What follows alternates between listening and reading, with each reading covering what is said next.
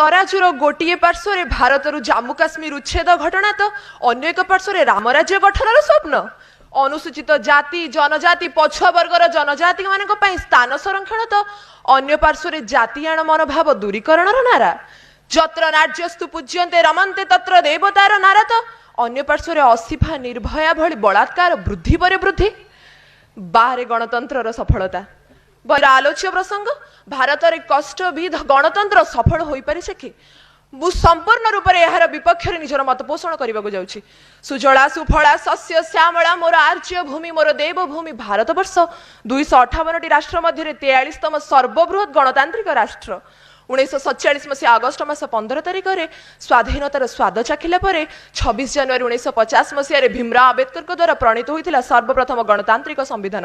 अतएव गणतंत्र अर्थ कौन? गण अर्थ जनसाधारण, तंत्र अर्थ साधन।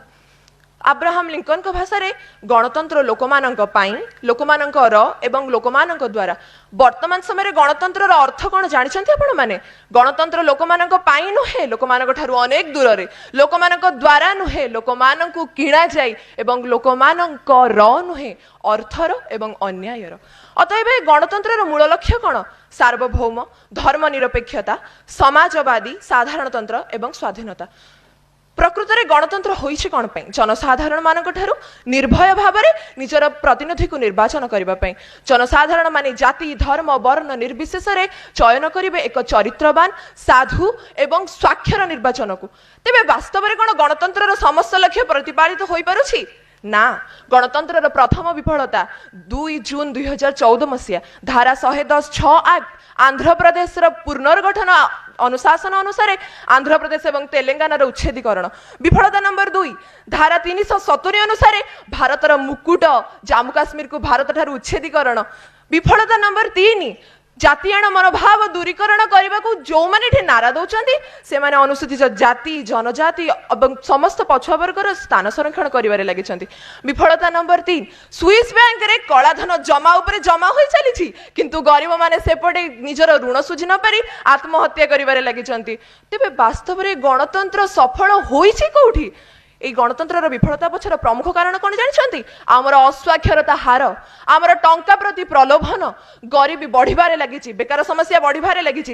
গণমাধ্যম যোঠি 5 পয়সার জিনিস হଉଛି তাকু 500% করে দেখাও যাউছন্তি। তেবে গণতন্ত্র সফল হব কোठी?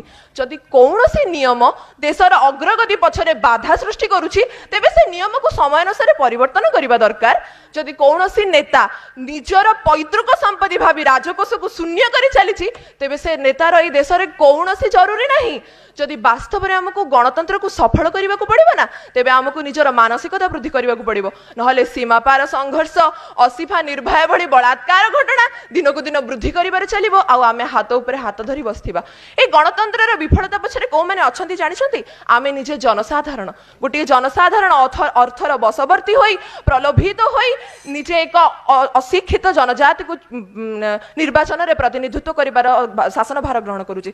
जदि शिक्षा मंत्री पाखे साक्षरता हार 10% थिबो तेबे सेवा केमिति देशर साक्षरता को 100% रे पहुंचेबो? यह तो केबे भी संभव नुहे। तेबे वास्तव में गणतंत्र समस्त शासन को अनुशासन रे परिवर्तन करा जाऊ जद्वारा कि प्रतिटी जनता बाध्य होबे गणतंत्र समस्त शासन को निजर मुंडपात करी सहिबा पई। जदि वास्तव में गणतंत्र को सफल करिवार अछि तेबे बदलांतु निजर चिंताधारा एवं निर्वाचन को भोट दान रे परिणत करंतु, भोट रो क्रय रे नुहे। जदि गणतंत्र को साक्षरता रे पहुंचेबार अछि तेबे आपणकर लोकप्रतिनिधि चयन करंतु, मात्र ताकु ही चयन करंतु जे वास्तव में देश को उन्नतिर पथरे आगे नहीं पारिबो, देशर अग्रगति रे बाधा सृष्टि करिबो नुहे। एतिकी कहि मोर वक्तव्य सान करूछि।